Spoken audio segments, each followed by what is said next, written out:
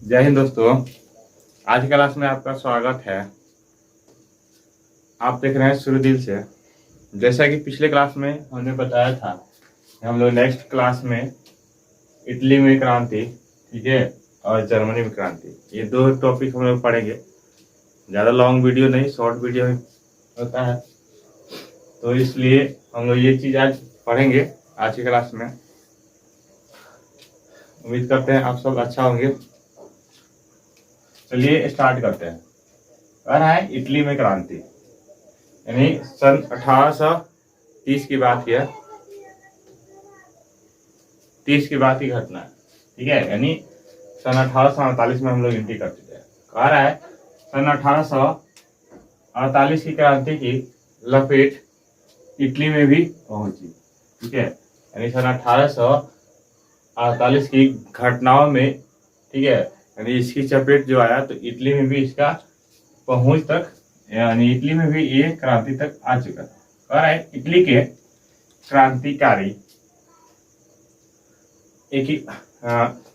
क्रांतिकारी एकीकरण की भावना से प्रेरित होकर कार्य कर रहे थे। यानी जो इटली के क्रांतिकारी थे, ठीक है, उस राष्ट्रवाद की भावना से प्रेरित होकर एकीकरण, यानी इटली को एकीकरण की भावना पर कार्य कर रहे थे, ठीक है।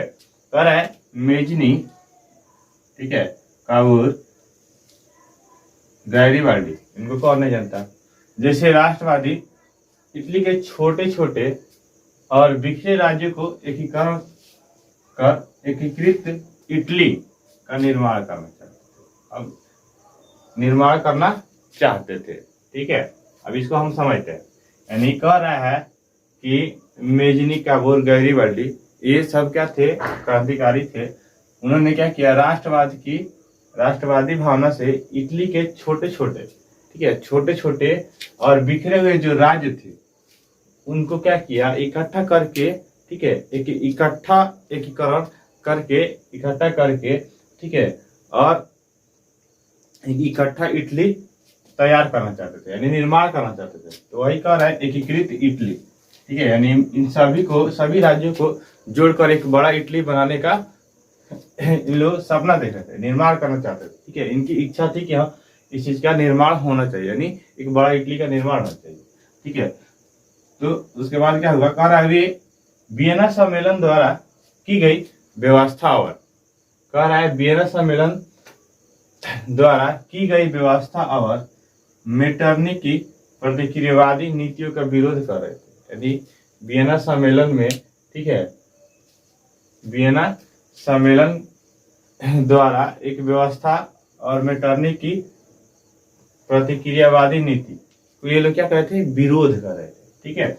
1848 में इतालवी राज्य में विद्रोह की चिंगारी सुलग उठी। यानी कह रहा है 1848 ईस्वी में इतालवी, ठीक है, इतालवी राज्य में, जो कि इटली में भी है, राज्य में एक विद्रोह की चिंगारी सुलग उठी। मतलब कि जैसे चिंगारी लगता है तो धीरे धीरे सुलगता है, ठीक है। गैठी वगैरह देखे होंगे, थोड़ा सा आग लगता है तो धीरे धीरे सुलग जाता है, ठीक है। तो वैसे सुलग उठी। कह रहा है मिलान और पोप के राज्य, ठीक है, मिलान और पोप के राज्य में विद्रोह हो गया। क्या हुआ? विद्रोह मतलब कि लड़ाई हो गया, यानी वहां मतलब कि आपसी विद्रोह होता है ना, विद्रोह हो गया। कह रहा है सडर्निया और पीडमाउंट के राजा चार्ल्स एवर्ड, कौन? सडर्निया और पीडमाउंट के राजा कौन थे? चार्ल्स एवर्ड, ठीक है। चार्ल्स एवर्ड ने मार्च के महीने में एक उदारवादी संविधान की घोषणा की, ठीक है। यानी चार्ल्स एवर्ड जो कहा के सडर्निया और पीडमाउंट के राजा था, उसने क्या किया? मार्च के महीने में, ठीक है, एक उदारवादी संविधान की घोषणा की। उदारवादी संविधान की घोषणा की। कह रहा है इटली के राष्ट्रवादियों से मिलकर उसने ऑस्ट्रिया के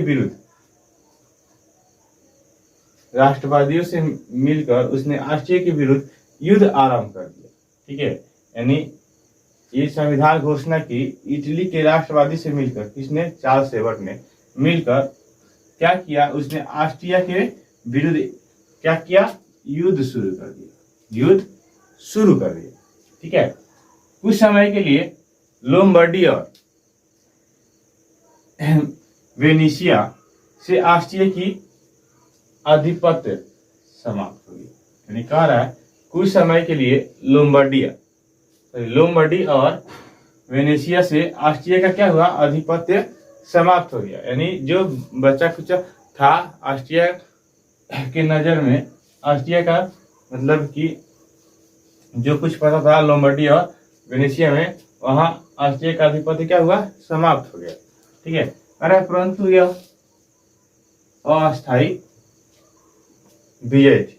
ठीक है, ये जो विजय हुई ये अस्थायी नहीं थी, अस्थायी थी, कुछ दिनों के लिए थी। ठीक है, तो ये था हमारा इटली में क्रांति। यानी इटली में क्रांति है, बस इतना कुछ हुआ। ठीक है, कि मतलब कि इटली में क्या हुआ था, क्रांतिकारियों का एकीकरण की भावना थी कि हाँ एक छोटे छोटे राज्यों को क्या किया जाए, एक बड़ा राज्य बनाया जाए जो कि बड़ा इटली के रूप में तैयार हो। ठीक है, और मतलब कि उनकी जैसे उन क्रांतिकारियों में मेजनी भी थे, काबूल, गैरिबाल्डी। ये लोग चाहते थे कि जो इटली है, जो छोटे छोटे टुकड़ों में राज्यों में बिखरा हुआ है, उसको एक बड़ा इटली का नाम दिया जाए, यानी सभी को इकट्ठा किया जाए। ठीक है, तो इनका प्रयास था, साथ ही साथ प्रयास था, लेकिन प्रयास सफल हुआ नहीं। ठीक है, साथ ही साथ वियना सम्मेलन में व्यवस्था मेटरनिक की प्रतिक्रियावादी नीति को क्या किए, विरोध कर रहे थे। ठीक है, और 1848 में इतालवी राज्य विद्रोह हुए, चिंगारी सुलग उठी थी। ठीक है, और सर्वनिया और पीडमाउंट के राजा चार्ल्स एबर्ट ने क्या किया, मार्च के महीने में एक उदारवादी संविधान की घोषणा की, जिसको क्या किया, सभी ने इसको नकार दिया। ठीक है, तो ये था मतलब इटली में क्रांति। ठीक है, अंततः क्या हुआ था कि वो जो भी कुछ हुआ वो अस्थायी विजयी हुई। ठीक है, यानी जो कुछ हुआ, जीते मगर हार गए। ठीक है, नेक्स्ट क्या है, जर्मनी में क्रांति। ठीक है, अब आइए हम लोग देखते हैं जर्मनी में क्रांति। ठीक है, एक छोटा सा हेडिंग था, ये भी छोटा सा हेडिंग है, बट आप लोग जान लीजिए। 1848 में जर्मनी में भी क्रांति हुई। यानी कह रहा है इसी वर्ष में 1848 में ही जर्मनी में भी क्रांति हुई। ठीक है, कह रहा है मेटरनिक के पतन की सूचना से उत्साहित होकर राष्ट्रवादियों ने जर्मनी के विभिन्न भागों में विद्रोह किया। यानी कह रहा है कि जर्मनी में जब क्रांति हुआ था 1848 में हुआ, तो जर्मनी में भी जो क्रांति हुई वहां मेटरनिक के पतन की सूचना सुनकर, ठीक है, कौन उत्साहित होकर राष्ट्रवादी, ठीक है, यानी जर्मनी के जो राष्ट्रवादी थे, ठीक है, मेटरनिक के पतन की सूचना सुनकर ये लोग क्या है, उत्साहित हो गए। उत्साहित होकर क्या कि जर्मनी के विभिन्न भागों में, ठीक है, विद्रोह किए। यानी इन्होंने विद्रोह करना शुरू कर दिया। ठीक है, कह रहा है प्रासा के राजा फ्रेडरिक विलियम चतुर्थ। कौन? प्रासा के राजा फ्रेडरिक विलियम चतुर्थ। ठीक है, यानी प्रासा के राजा था फ्रेडरिक विलियम चतुर्थ। ठीक है, चतुर्थ ने वैधानिक शासन की स्थापना की। यानी इसने क्या किया कि वैधानिक शासन की स्थापना की। कह रहा है बवेरिया के राजा को गद्दी छोड़नी पड़ी। यानी जब ये वैधानिक शासन की स्थापना की तो बवेरिया के जो राजा थे वो क्या किए, अपना गद्दी छोड़ दिए। ठीक है, कह रहा है वहां भी वैधानिक शासन लागू किया गया। यानी वो बेवरिया जगह है, यानी राज्य है, उस राज्य में भी क्या किया, जब ये गद्दी छोड़े तो वहां भी शासन, कौन सा, वैधानिक शासन लागू किया गया। कह रहा है सेक्सनी और हैनोवर के शासकों ने भी उदारवादी संविधानों की घोषणा की। यानी सेक्सनी और हैनोवर के शासक जो थे, ठीक है, यानी जो राजा थे, उन्होंने भी क्या किया, उदारवादी संविधानों की घोषणा कर दी। ठीक है, कह रहा है 18 मई 1848 को, डेट याद रखिएगा, 18 मई 1848 को सर्व जर्मन नेशनल असेंबली के निर्वाचित सदस्यों ने फ्रैंकफर्ट संसद का गठन किया। यानी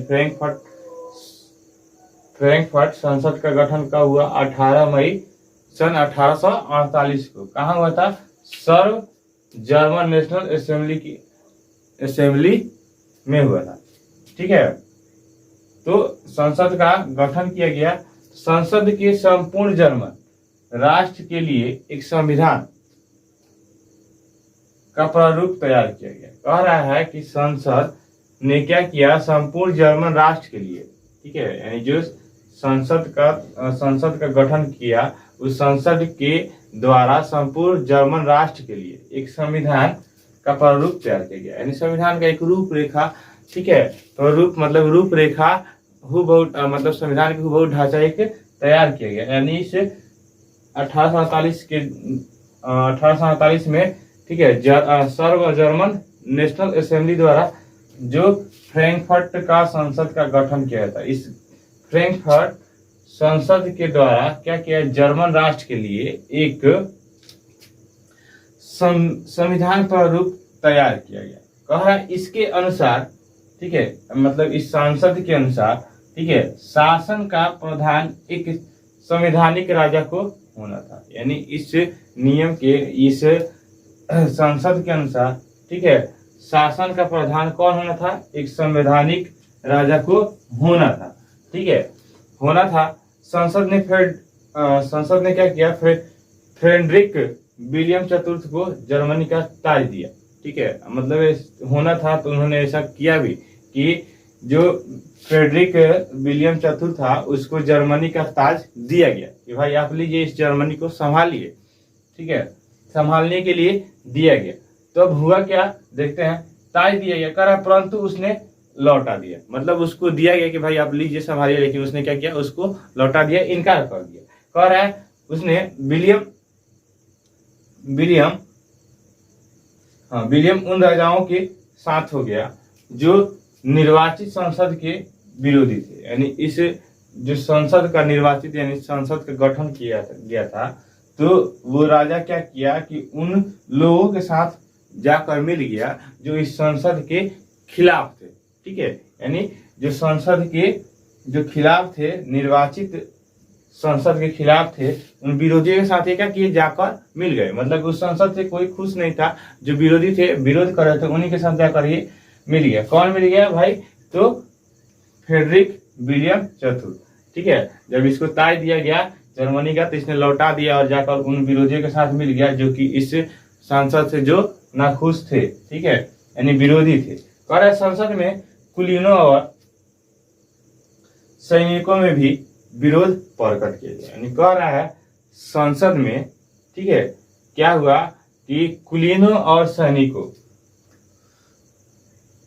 ने भी क्या किया? विरोध प्रकट किया। यानी जो सैनिक थे, कुलीन वर्ग के थे, उन्होंने क्या किया? इस संसद का विरोध प्रकट किया। कह रहे मध्यम वर्ग ने इन श्रमिकों की मांगों का विरोध किया।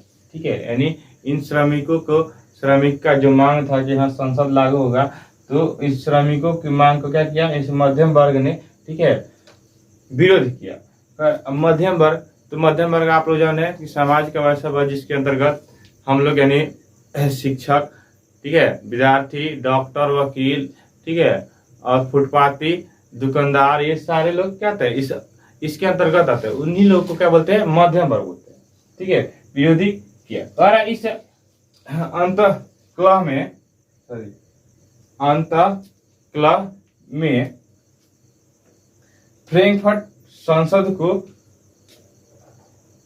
भंग करना पड़ गया। ठीक है, यानी जो संसद बना था फ्रैंकफर्ट संसद, उसको इस कलह में इसको क्या किया? अंत में क्या किया? इसको भंग कर दिया गया।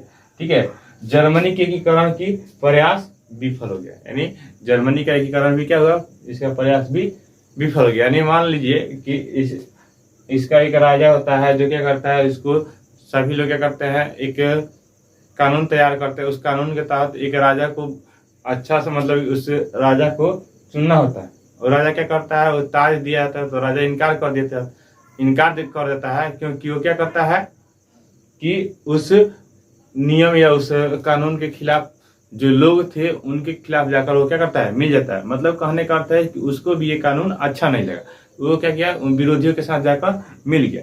तो यही था जर्मनी के एकीकरण। ठीक है, तो बस आज क्लास में इतना ही। अगर आप लोग पिछले क्लास के वीडियो नहीं देखे हैं तो इस वीडियो के डिस्क्रिप्शन में लिंक दिया है, वहां से आप लोग जाकर देख सकते हैं। ठीक है, उम्मीद करते हैं आज क्लास अच्छा समझ में आया होगा। ठीक है, आप लोग का अगर प्रयास रहा तो और अच्छा से अच्छा तैयारी होगा, बढ़िया पढ़ाई होगा। ये जहाँ तक कि मैट्रिक तक ही सीमित नहीं है, आगे अगर पढ़िएगा तो आगे भी ये चीज़ पढ़ना होता है। जैसे यूपीएससी बीपीएससी की तैयारी किया जाता है तो ये सब भी पढ़ना होता है। तो इस चीज़ को जानने के लिए आप लोग को पढ़ना पड़ेगा बुक।